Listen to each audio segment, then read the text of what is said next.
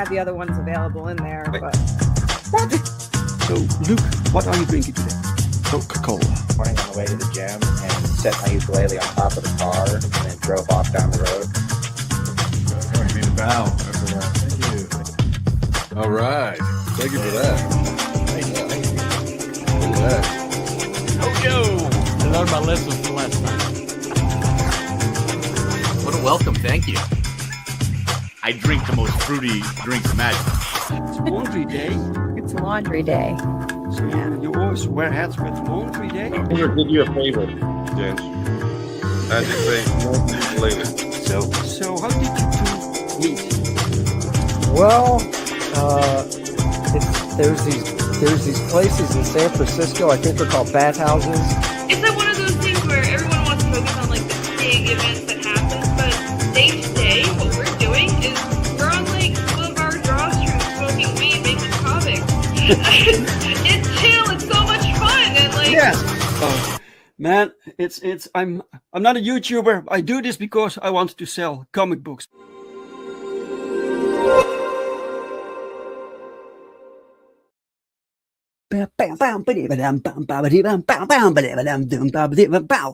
Yes!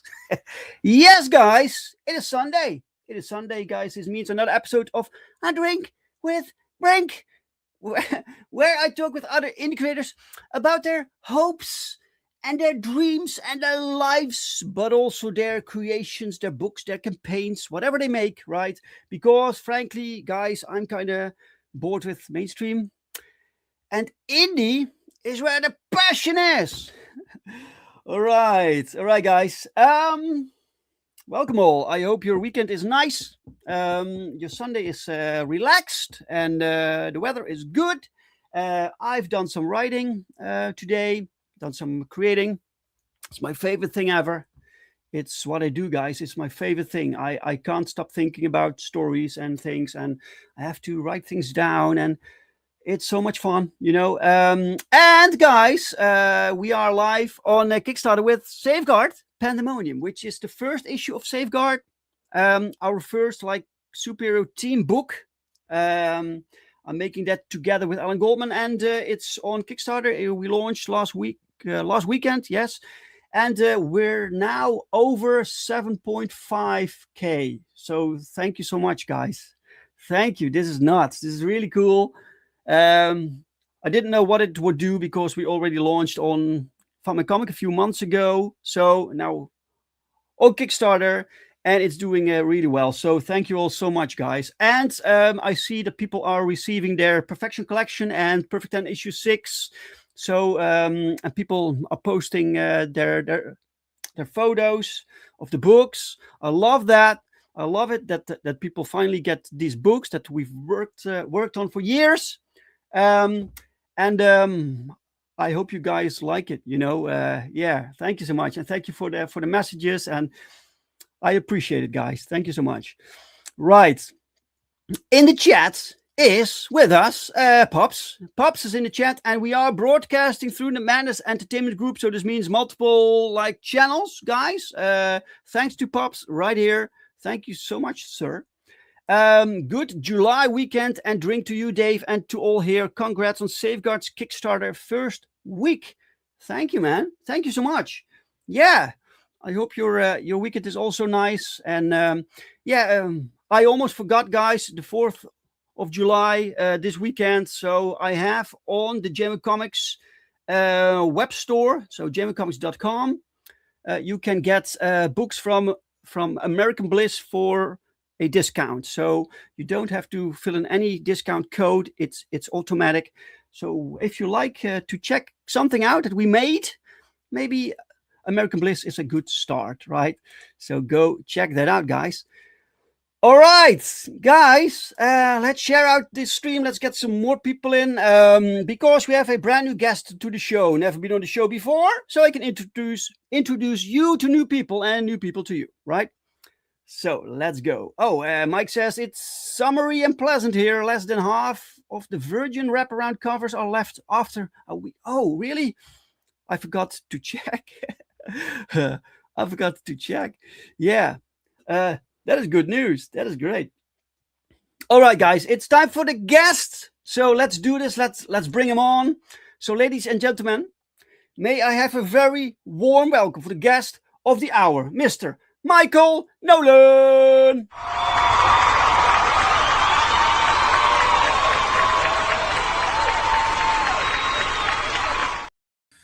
Yay, Michael Nolan, yay. Awesome, Dave. What a wonderful intro, dude. There he is. How are you today, Michael? Doing great, man. It's we got a storm rolling in over here in Knoxville, Tennessee, taking a little bit of the edge off of that heat wave that's been rolling through. And yet, in spite of the heat, I am drinking some hot tea right now. All right. Yes. Hot tea. That's hot tea on a hot day. Yes. Sometimes that also works. It's great. It actually does work. So yes, it's kind of a fun thing. It actually gets a little bit into the theme of the book as well. So it's fun. I've been married for 15 years now to wonderful lady, Dr. Chen. We'll actually mention just a little bit about her comic at the end of this too. Okay. And she is originally from Beijing, China. And so both we've got myself as an American as well as that overseas experience, and just got to see a lot of things firsthand, got a lot of also stories secondhand about, just life under communism. And I started putting those together with a little bit of a scientific background to make a very unique sci-fi dystopian action story called Petro Patriot. So it's this idea of, like we talk about dystopian things of, things that happened in the past or things that are, they're happening over there. Mm-hmm. But it's a question of like really getting into like day to day, like what is it like living in that? Like that's actually, I don't know, something very activating for my thinking, to try to get people to like think about not only what would that be like, but then also to say like how do we recognize that even in the world we're in right now? Yes, that's it's more important than ever right now. In the chat is Creative Voice Network. Welcome. I raise my glass to you, Dave. Had a chance to read through Perfect 10 issue 6, and it's a great ending to the first arc. Yay! That's good news. Nice. Thank you for joining us. I was gonna say I've read a couple of those books, and I got to say, as far as especially character designs in the superhero space, I definitely think like Perfect 10 stood out. So, thank you, man. Mm-hmm. Thank you. Yeah, it's there's so much out there. When you want to do superheroes, you need to stand out. So you need to figure something out that's not like generic, like Superman number 180 or something. Yep. Yeah. In-house, me and my illustrator Dave Schmeling, we like to call it the Green Batman. Oh yeah. Exactly. Green Batman, Blue Superman. Yes. And that actually is like a cool thing to get into. And in a minute, I can certainly talk about the book. But yeah, that question about design and like what that is. And I think sometimes it's because people say like, oh, like let's just take elements from other stuff that's already existed. But like you then already start as we're taking someone else's idea and we're just going to tweak it a little bit. Mm-hmm. And I'll tell you what, like how many times like I've seen characters that did not need Wolverine claws, but like they get put on them anyway. Oh yeah, like that stupid Hulk. Character. There was I don't even get it how that functions with adamantium like claws, and then he grows. How's that even possible? I don't get it, man. I know, man. And then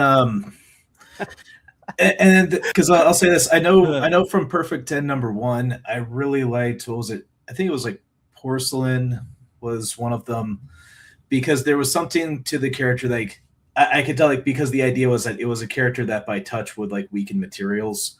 Yeah, you could kind of read that from the character when you first looked at them. Right. And that's also kind of like a little bit of what we started to bring into some of ours too. So we first started to say, hey man, like who is our character? And even like I'll tell you, like we have a lot of experimentation and enthusiasm in our book, Petro Patriot, as we're doing this.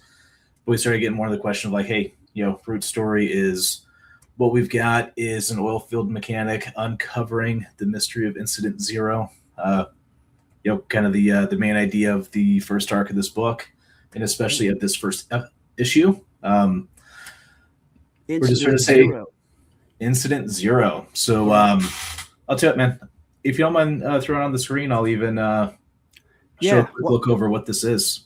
One sec, Michael, because Mike in the chat says, welcome, Mr. Nolan. And we Welcome, have, sir. And we have Buzz Azevedo with us today. Hello, Hello, Buzz. Hello, hello. And we have Catalytic Comics, otherwise known as Marinus. Welcome, Marinus. How are you, man? And guys, Marinus does comic book reviews every day. So go subscribe to his channel. Let's see if I missed anyone. I don't want to miss anyone, guys. No, I think I'm all caught up. So cool. And you had this, so let's put this up right here. Because you make comic books, right? So for everyone who doesn't know, or you just jumped in, you are a comic book creator. Is this your first venture into comics, or did you make comics before this? No, this is my first venture into comics. In fact, I came from just like a completely different world. In college, I studied chemical engineering. Yeah, that's where we get kind of the Petro out of Petro Patriot here.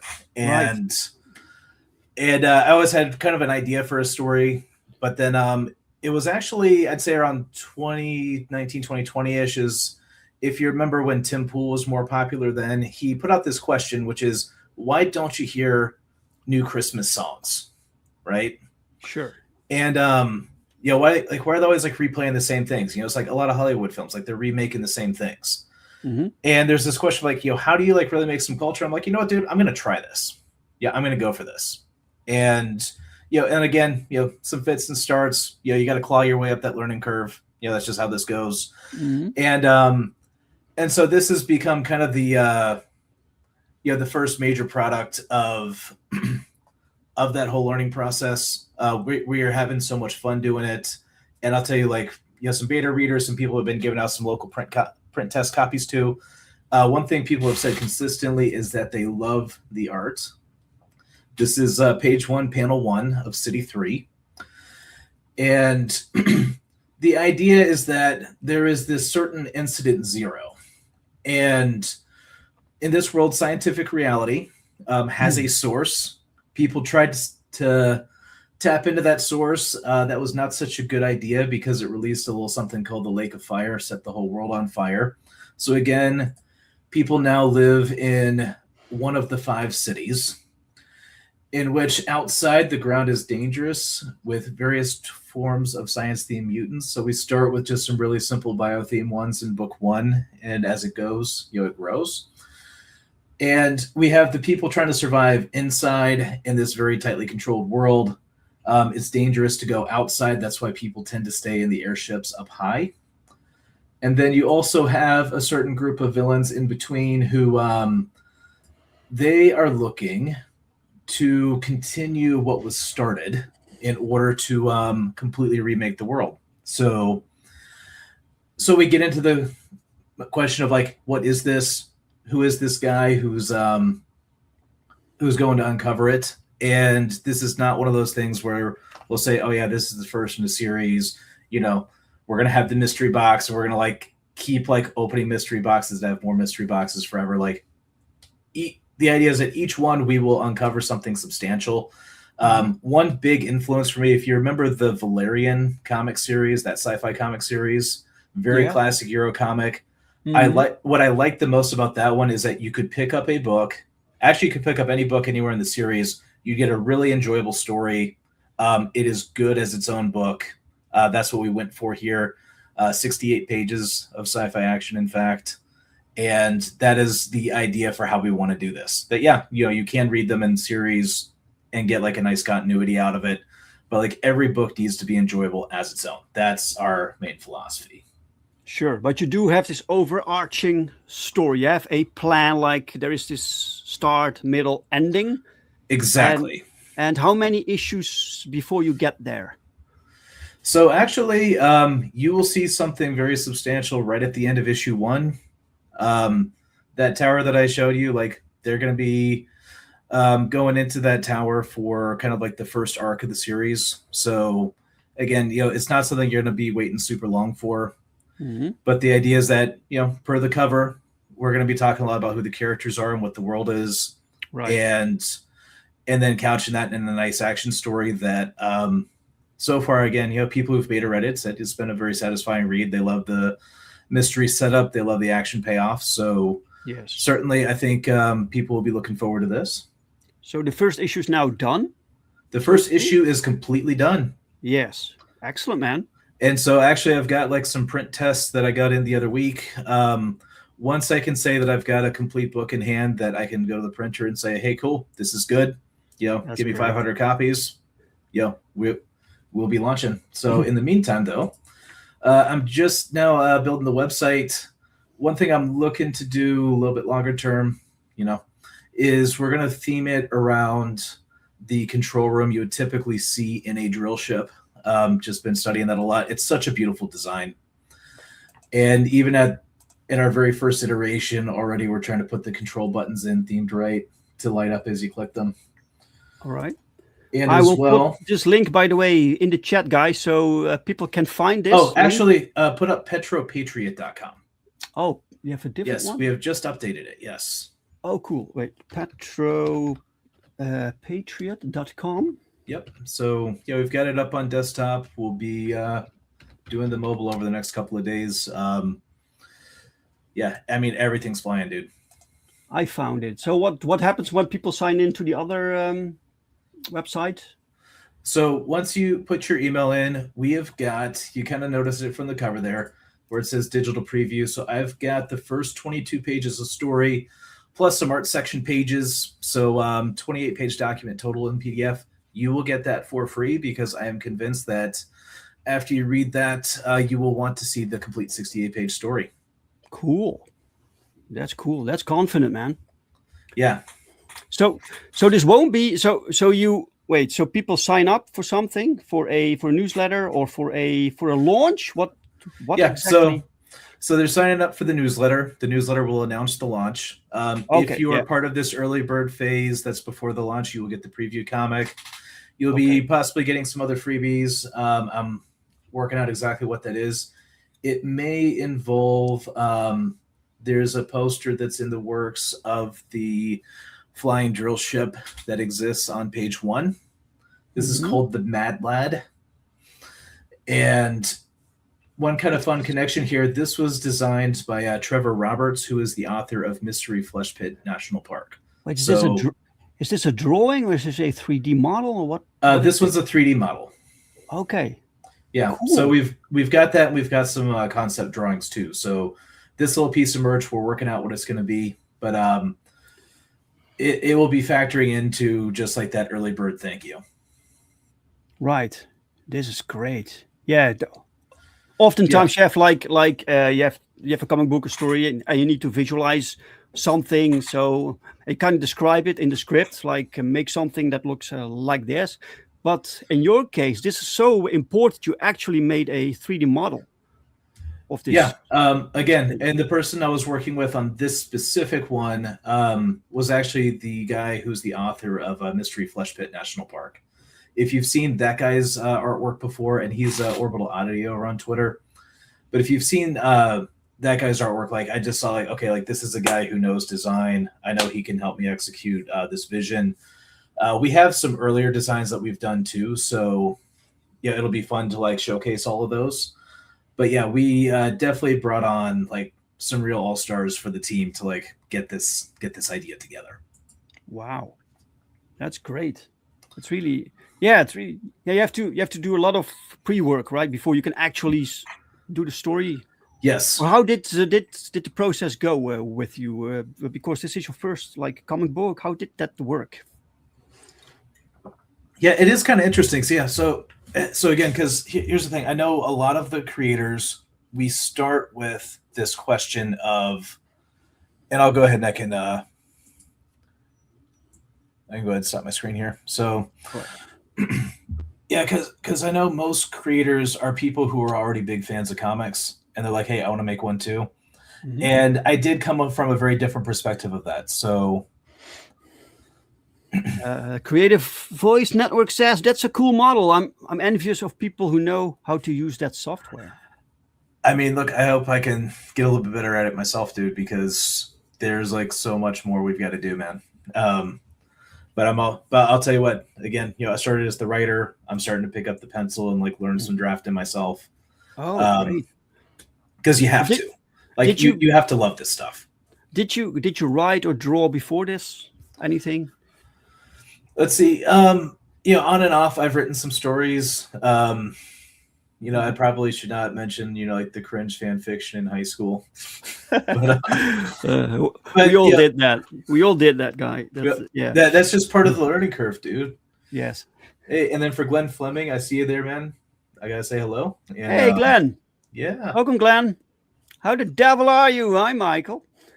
Hey, man. I'm good, Glenn. Nice for you to join us, sir. But yeah, there's got to be something that makes you pick up that pen for the first time. And like I said, it's just, I had some various stories I wanted to tell. And then you get to that phase of then the cutting away of like, okay, if there's a million possible stories that you could do, but like, what is this story?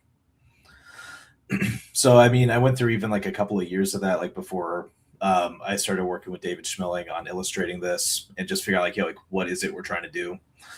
But a couple things we came back to over and over again that were pretty funny. One, of course, was just the walled city and the question, like, what is outside the walls? Like, that was the question. And this is where the idea of Incident Zero comes from. And we kind of like show a little bit like, what that is at the end of the book. So, satisfying one story book, but at the same time setting up for some continuity. But then also, too, I had this idea as well of one of the villains of the story, which is known as the Administrator.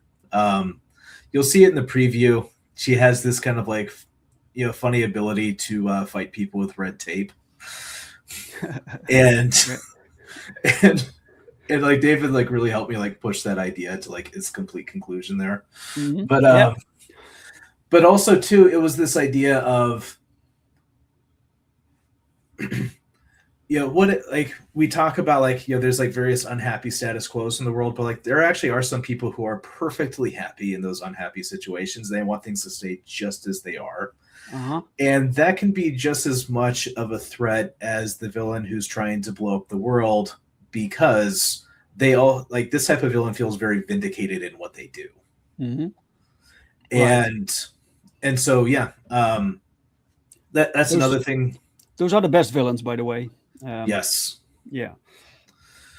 Because those are the ones that it's not so morally clear on just how to take them on. And so, but establishing that and establishing what kind of like person your hero needs to be, right? What kind of person your main character needs to be in that situation. Yes.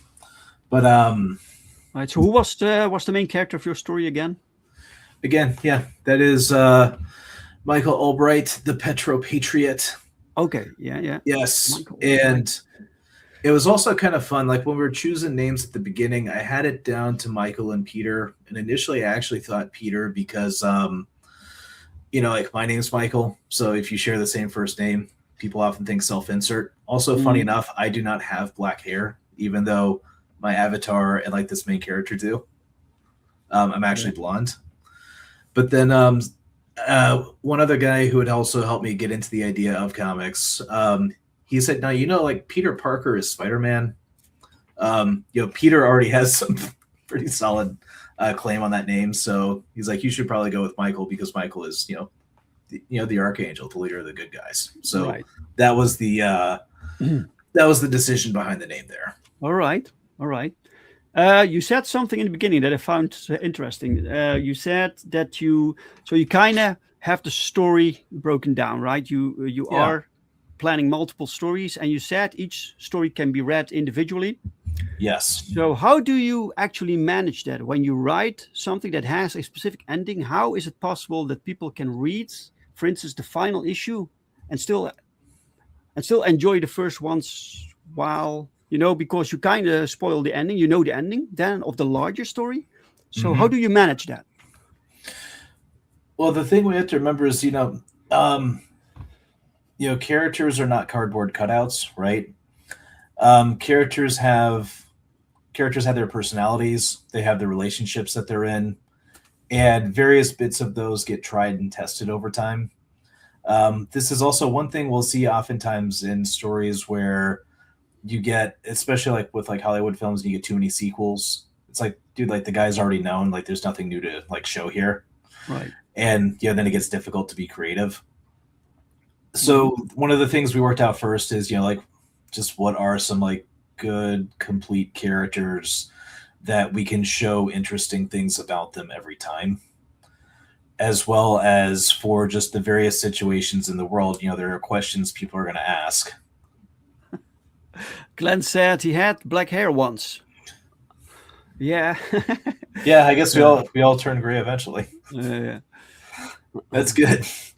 And so the idea is that we would then couch it in those terms. It's like, what is the thing we're going to like show, each time, as well as we can also appreciate sometimes just the flat art character. Not everybody has to be zero to hero every single episode. Yes. In fact, that's also another thing I'll go ahead and tell you about for this story that I realized too. Like, again, a lot of people do the zero to hero arc. Of course, again, we know about some very great stories. Like we know, Spider-Man, that was a great story of like Peter Parker's this like normal kid. He gets powers, he grows over time. But then also, if you remember like that first like Captain America MCU film, like the thing I like the most about that one is the guy already had a heroic nature before he had any powers. Yes. Right. His problem was he just didn't have the power. Right. Yeah. And so, he gets put into the Vita Ray machine, and he comes out as Captain America. So now he's able to do the character he already has. And that is something that I also kind of want to capture in this story. Like the main character's already some flat characters Mike appreciates. He says, I do really like the cardboard cutout of Ten, the standee that they've made, and have it on my shelf. Yeah. That's really cool. That's cool, man. Oh, Crenshaw's with us. Hello, hey, Crenshaw. Nice to see you, Crenshaw. Nice to see you, man. Busy day, so just dropping in to say hi and give a like. Thank you, sir. Thank you so much. All right, Michael. So you were saying about character arcs, right? Yeah, character arcs. So, and it's kind of fun because once you do that, man, like then you start to realize that, man, there's a whole lot of other possibilities out there. Yeah. Another kind of fun thing too.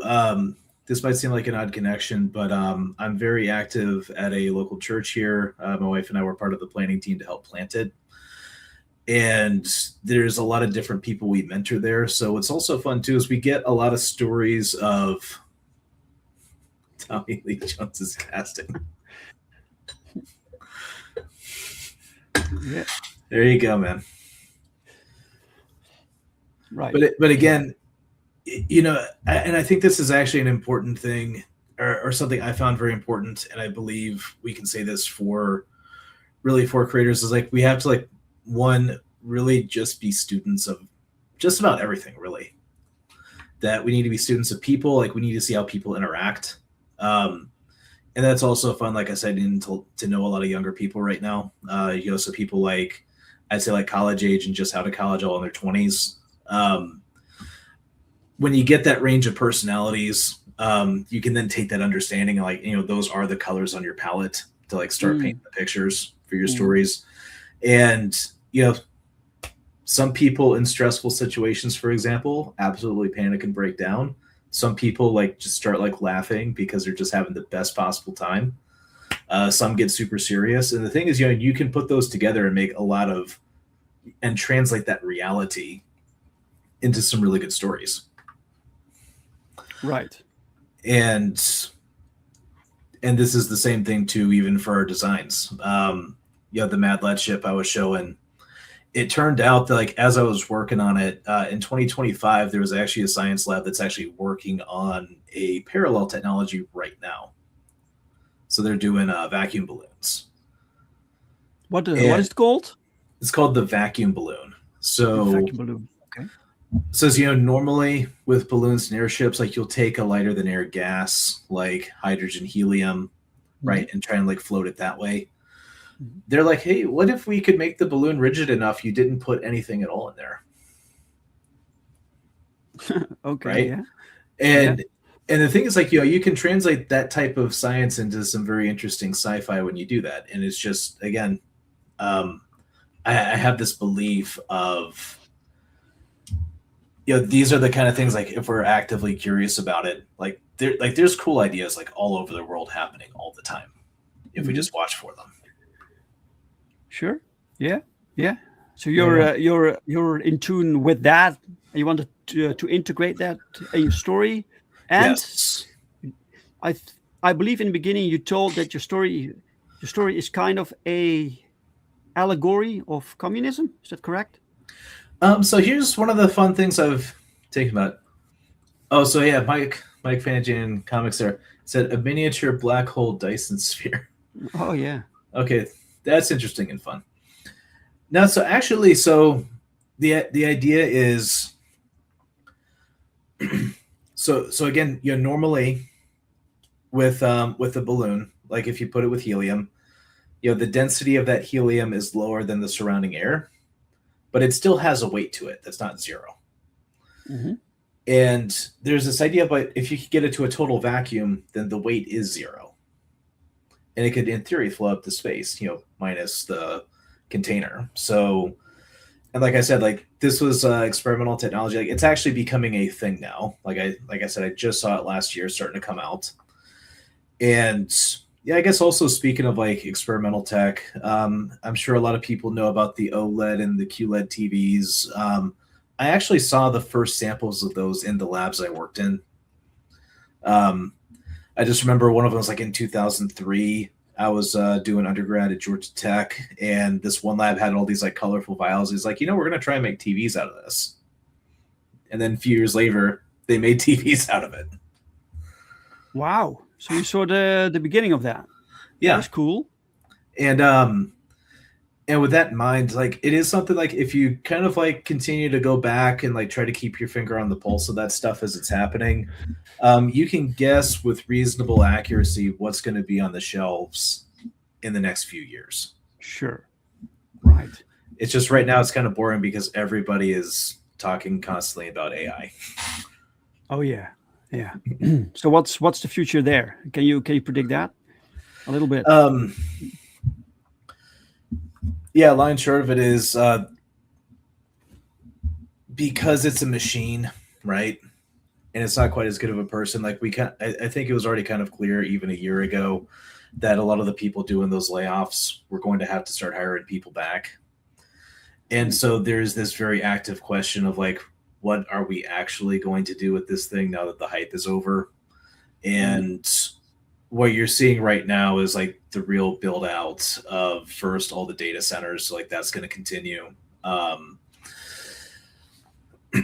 again, for people figuring out the tooling. So again, what you would call the design intent that an artist puts into the paper with his pencil, even if these machines get up to parity for quality, you need a human for design intent.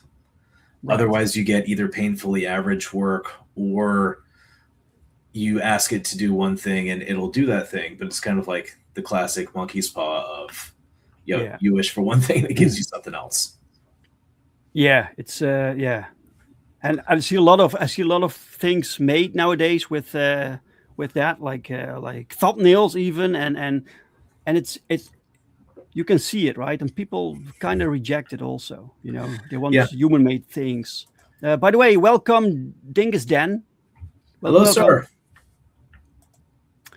Right.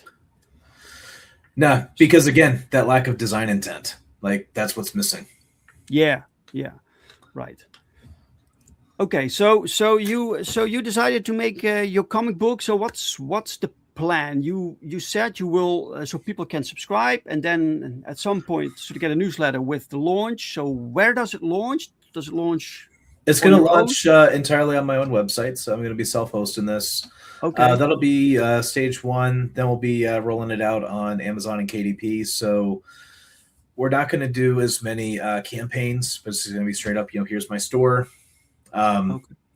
Here's where you can get it. And then the way we'll do campaigns is we'll have kind of like big promo events where we'll say, hey, during this time period, if you order it, right, like I'm going to like order it all at once, but then you'll get like a special campaign price and a lot of like special packages along with it that you would only get during the campaigns. Sure. And But otherwise, if you just want the book, my goal is to make that one like always available on the store. Okay. Yeah. Because that's something like as a buyer, getting into it. There were a couple of times where I'm like, hey man, like, can I buy this book? And it's like, oh, you got to wait for the next campaign. It's like, oh, Sure. I want it right now. So, I kind of like lined up my sales accordingly. Sure. Yeah. So Catalytic Comics will be your brand. That's your. Yeah, that's going to be the. So that's going to be, of course, my continuing creator account name. Out on social media. Mhm. There's going to be a company. We're getting some paperwork done, so we'll announce its name soon enough for what that's going to be. But for now, though, I'm sticking with Catalytic Comics because, again, I studied catalysis in grad school. That's where the catalytic comes from. Yeah. And I just had this idea of, again, some of the best sci-fi, you got to know a little bit of science first. And likewise, too, when you're writing, you got to learn a little bit about people. So we're very much saying we want to translate that into our stories. Great. So does your wife help you a little bit with the story or with ideas or? I'll tell you what, actually, there's another comic that we write together called Prime to Go, and she is Prime to Go out on Instagram. So I'll have to put that up on X later. So I do have the cover for that. I can go ahead and put that back on the screen here. Sure. That's not a comic book. It is a comic book. Okay. But it's gonna be a series of 4-panel strips. Yeah, you think of Calvin and Hobbes. I don't know how to say Jusica correctly, but I'm referring to. Yeah. Okay. But yeah, this is her book. Let's see. Let's put it up. There we go. Yeah. Okay. And so the fun thing is, so I am the writer on this one as well. All right. It's a totally different topic, totally different paradigm. So yeah, as I'm writing this first one, there's also another little joke book we did because we get a ton of kids at our neighborhood for Halloween. We get 400 kids. So I did a little joke book, and she was like, actually, that looked pretty good. Write one for me. And this is a completely different, it's one of those educational fitness books. But again, that's part of the fun of this is, once you get a little bit of range, a little bit of practice, you can learn to write on a lot of topics. And so this one is just kind of fun to just do funny 4-panel strips. And then, then we go back and write now let's go back and be awesome with Petro Patriot. But I'll tell you, especially if you sign up, because one thing both people generally, but also especially creators will appreciate about this is Chen is dropping stuff from her consultancy where she helps elite athletes and business owners improve their sleep and performance. You will double your productivity if you follow the stuff that she does. All right. Oh, Mike fan of Genuine Comics. 400 kids. Are you the mayor of Halloween Town? I'll tell you what. I've got one of the coolest neighborhoods, dude. For 4th of July, we actually had our own parade and a fire truck came and stuff like that. It's a super active neighborhood. Cool, man. Yeah, and so and I'll tell you too. Actually, I'm always looking for all ages comics, PG comics, even a couple of PG-13 comics. But if people ever have some bulk ones, I'm always looking for ones to stash for that giveaway. Because cool. People are we've done it for our second year, and people are saying oh man, it's the comics guy. What do you got this year? So right. So do you sometimes scour shops to find these comics, or where do you find them? So this year actually, because was it I've got the Petro preview book that I'm doing out as this digital preview. Very nice prime potential audience outside your door or at your door. Yep. Mm-hmm. Yeah. I've got the Dr. Chen comic. That's going to be 20 pages. Also, we're already starting to work on book 2 for Petro Patriot. So who knows? We may get it done in time to print a second preview book. So this year, I know we'll be printing a lot of our own. I know last year though with Alterna Comics, Alterna had this really great Halloween bundle. They were like 50 cents each, so I bought a ton of those. Right. And so like he had like Mr. Crypt, King Cryptid, and a couple of those. So yeah, loaded up on those, and again, kids loved them. Yeah, yeah, that's great. Getting kids into comic books, and a lot of people within the indie space don't really gear their books towards that audience. So it's very difficult, especially within the indies, to find comics for a certain age group. For a certain age group, yeah, and it's because I know like for the comics medium generally, because like the one comic I really read a lot as a kid were actually all the strips. So, Calvin and Hobbes was, of course, the biggest one. I think we've all read Calvin and Hobbes. Yeah. There was one I know at least was printed in my newspaper called Curtis that I really liked. All right. Yeah. And I always liked Haggard. Okay. Yeah. Tell me about it. With the Viking. It's a Viking. Okay, so I know Asterisk and Obelix. I learned about that one. Yeah, and so those were kind of like the main books I read, and then also like a few off the spinner racks, right, as well, back when they still had those. Mm-hmm. And but then for a long phase, I just got into like nonfiction, so a lot of history, a lot of technical stuff, and so this was kind of like the venture back into it. And I'll tell you, like. So within comics, you mean? So it's history within comic books? You mean that? No, just straight up, just nonfiction. Okay, yeah. Yeah, but cool. Yeah. I think about the like again, like coming back into it from a long time away. Like one thing I've noticed about indies are, one, we still are the place of experimentation for sure. Like that's where all like the interesting ideas are. And you're right about the passion, that we get some very cool, passionate people here. And but also too, sometimes like we do forget a little bit of, the people who like really become lifelong readers of this material though. They are usually starting off as like kids or their early teens. And, and those people have parents who are watching out for them. And I mean, even, I was with my nieces and nephews recently, and, currently like they love Dogman. They love Captain Underpants. And so that tells you like there is definitely like an ongoing need to say like, that's also like where a lot of like the initial readers are, who then become the lifelong fans. Yes, sure. Yeah. But at some point you have to so they like that specific thing. It doesn't really mean that they will like stay with that thing. Yeah. Right? They kind of continue to like grow up and develop. They grow out of that. So you have to have something else that you can latch on to. And that's sometimes difficult, right? Yeah. And so that's kind of the thing that I'm hoping to continue to learn about this space as well. That, this particular title, if I gave it a rating, I would rate it PG-13 for, right. Mm-hmm. For just kind of like, what's the kind of content you're going to see when you read it. Yeah. Because just I want to be able to like share it widely. That was the decision we made. We may over time actually make some other titles around this IP that that will kind of like fill out that range. Because you're right, that's one of the cool things about this space too, is to play on that one well-known phrase, like I do think there is a comic for everyone. It's different because like that phrase, like comics are for everyone, or yes, but I think it actually goes a little bit differently. There is a comic for everyone.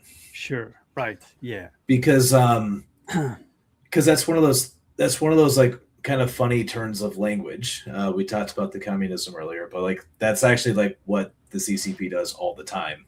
Mm-hmm. Is you use phrases like that carry a second message in them to say, you're not allowed to make comics for one group of people because that's what they enjoy and you're serving the reader. Instead, like you need to serve this other agenda, which they call for everyone, right? Mm-hmm. Right. And I don't think that's the case. I think like, each one is, the writer should be true to like what they really like and like what really moves them. And And then the result is, then you go out and you look for readers who, they resonate with that same thing. And funny thing is, even for your work, I know the one I'm looking forward to the most is that Ravik book. Oh, so yeah. I've seen some of that promo art. That's looking good, man. Yeah, thank you, man. Yeah. Really. I love it also. Yeah, it's really, I was wondering if I could do a fantasy thing. I didn't really know. I made like superhero books for years now, but I wanted to venture into something else. And I thought, let's try a Centaur character. I had him for a long time, but he wasn't developed. And suddenly I had the name, and then the story started, and now I have this full. It's crazy. It's growing every day, and I think this will be this will take up a lot of my future. Yes. Yeah. Yes. Yeah, because I'll tell you the other interesting thing too for a Centaur character is I don't know, and I'm curious how this will line up with the book. But obviously, the horse is something associated with the plains. Mm-hmm. You think of especially like Genghis Khan. So automatically, like the guy looked like, oh, this guy is a conqueror. Right. Oh yeah, your fan there. He's got a good point. You're intentionally building great anticipation for your first time fantasy story epic. No pressure, by the way. Yeah, I should tone it down a little bit. Yeah, I know. Yeah. But I'm really excited about it, and it has so much potential.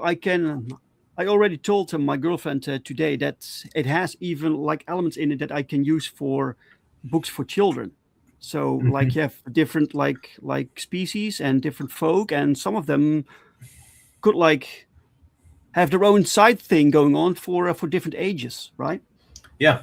Yeah. Yeah, it's kind of cool how ideas come together like that, right? Like Yeah. you start building the world, and then you're like, oh, like here are like different lenses we could use to look into it. Mm-hmm. And it's just that question of branding first, though, of at the same time, like each book has to be like, yeah, this is this book for this audience, even if they're set in similar worlds.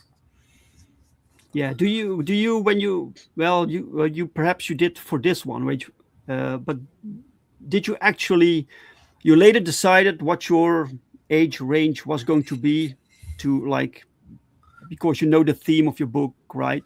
Yep. But when you actually start to write, it's very difficult to me to beforehand decide this will be like for this age or for this group or for this audience. It kind of happens, You make something and you find your audience. It's not like you make something specifically for an audience. Yep. Right. And yeah, because it is something like you can kind of you kind of figure out first this question, like what is the story, and then from that you can then start to guesstimate who it's for. And then part of that too is when you decide who it's for, like that's really just for deciding later on, like there'll be certain decisions that come up, later on. Because I'll tell you, like one thing that is in this book that you will see is, again, science as we know it comes from a source, and again, Incident Zero are about people tapping that source to very disastrous consequences. Incident Zero. So yes. you will see what sounds menacing. You will see what was contacted at Incident Zero. I promise you that, because that is the climax of the book. So okay. You'll get your very first glimpse of it as we set up this story. But what do you find the most difficult writing your own story? So for this first one, because for the first book is when you make all the commitments. So you have to say, this is what's in and what's out. Mm-hmm. And so part of that is, again, hey, if we tap this source, because part of this is there are all these like secret government programs of like, what can we do with this thing now that we've tapped it, including how can we create various types of like intentional mutations to create what you might call bioaugments. And so, we've also gone through a design phase of like, what does that mean? What does that look like? What's in, what's out? And so, book one like very lightly touches on it, and as the story goes on, we'll continue to like lean more into it. But even from like the very beginning, you'll start to see like the very first versions of those. So, okay, yeah, but it's really the decision project of what goes in, what doesn't. Yes, it's constant decision making. Yeah, And you cannot let in everything because it looks like a mess. yes, this is true. Yeah, Mike says Gendy Tartakovsky is working on pre-production for Conan the Barbarian animated series. By the way, okay, interesting. So yeah. Cool, man. Interesting things. I don't know. Yeah, you showed everything you wanted to show, right? Yep. Is there something else that people should know about your upcoming campaign, your newsletter, or something else that you want to close off with? Yeah, sure. So I think the main thing is, again, PetroPatriot.com is it is just now launched. We launched it quite literally yesterday. So currently, we just had the sign-up form. We will be putting our online store up there, so the newsletter will keep you in touch on what is going on there. It'll keep you informed. Mm-hmm. But then also, too, as a little bonus, I am preparing a release of a digital preview book so that you can get a nice taste of just the first 22 pages out of the 68-page story, as well as some art sections. There's also one little spoiler. Right at the end of the preview, we also include the last page of the book, which is a news article covering the regime's perspective of what happened. Oh. So you'll see the ending, but the thing is, like, the book is completely different from what they said. Okay, so, interesting. So you can kind of get, so that'll like give you a little guess of like what actually happened. Bit of propaganda within the book. Yeah, it's like, hey man, like this thing happened. Like, how can we spin this? Yeah. Oh, cool. And so yes, so you will definitely be getting that, and we'll be getting some other early bird freebies because look, I just want to be very generous and thankful to people who are willing to take a chance on me at the beginning. Mm-hmm. And so I'd say that's the main thing. Yeah, get over there, sign up. Follow Catalytic Comics on Twitter. Mm-hmm. You'll be getting a lot of news and a lot of interesting stuff coming up. Very, very soon. Yeah, it's interesting route you are taking. Usually people they make the first book, they put it on a known site, so to build the audience, but you go in immediately with your own website, direct people there, Yep. So you have to build the audience before your first book even, which can be tricky. It can be tricky. There's actually one kind of secondary thing to this. One little thing about like my day job, I'm actually an executive at a digital marketing consultancy. So that kind of helps. Yeah. And so like the owner has seen the book. He thinks it's pretty cool. And, and so also too, this is quite literally like our experimental ground for the technology we work on as well. So again, transitioning even just your mindset from like, okay, I'm this like guy doing my main job with this as a hobby to like, okay, this is going to be like a more formally dedicated thing. Like that's the next going through right now. But yeah, what we are going to be building is going to be just a really cool, both digital experience as well as the books themselves. And aside from that, again, we'll have our store, we'll have, the Amazon KDP.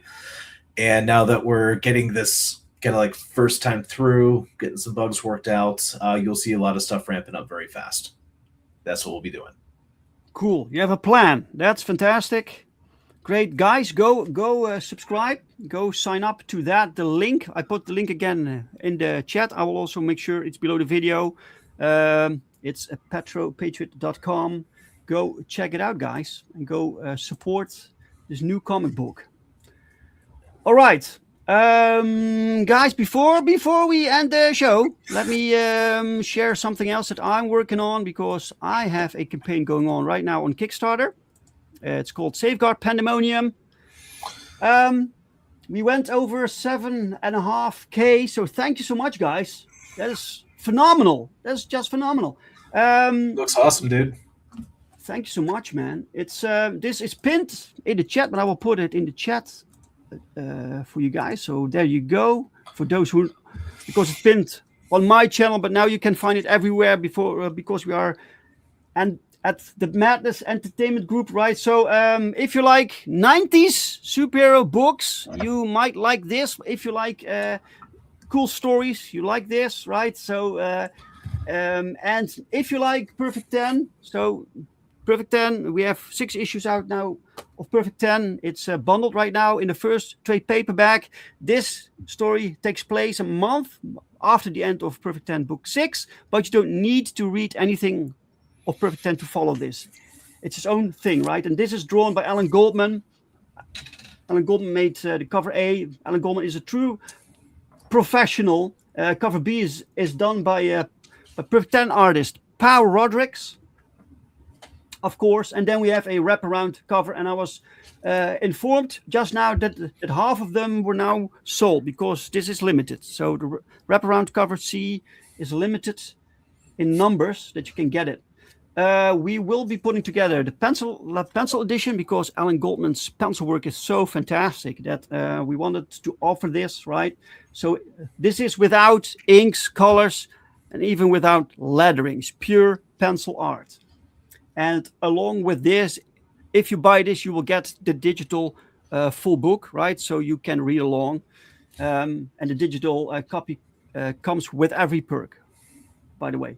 The back cover is drawn by Paul Rodrigues. The new villains of this story, fantastic. So we created brand new characters for this particular story, right? So and here you can see some of the art that Alan drew, lettered by Joel Saavedra. Joel letters all our comic books. He's really good. And the colors by James Marino. So this is the biggest creative team that we ever had on one specific book. We have 2 colorists, we have 2 inkers, and we have, of course, Alan, we have the letterer, we have me. So a lot of people go working on one book to entertain you people. So this is one book to make the best book that we can make, guys. This is an experience. Yeah, it's really cool. And I was kind of hoping while we were making Perfect 10 years ago that someday I will be able to produce the Safeguard book. And now it's almost done. Alan Goldman still needs to draw like 3 pages, then he's done. You can also follow Alan on his own channel, so you can see the book being made, being drawn. And you can also follow Lirio, the inker, so you can see the book getting inked. Right, so the link to this is in the chat, guys. It's also below the video. Thank you all so much for the support. And let's remove this. There we go. All right, Michael, thank you so much, sir, for being my guest for today. Talking about your upcoming book. Really cool. Mm-hmm. And good luck with it. Thank you very much, sir. And yeah, looking forward to be showing you so much more as we continue to build this out and release more content. Yes, guys, go follow Michael. Go subscribe to his thing. And great show, Dave and Michael. Thank you so much. An interesting interview for Light Sunday Entertainment and interesting IPs, Michael, bookmarked. There you go. There you go. That's why you do it, right? All right, guys. Michael, thank you. And special thanks to the chat for everyone who showed up today. Thank you so much. If you watched from the replay, thank you. If you like this conversation, give it a like. If you didn't like the conversation, give it a dislike. And I'm very sorry.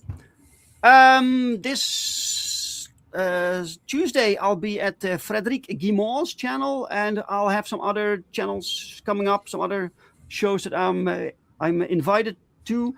I don't remember, but you will see me everywhere, and I'll be here next Sunday, same time, same channels, brand new guest. Hope to see you guys then. Bye bye, guys.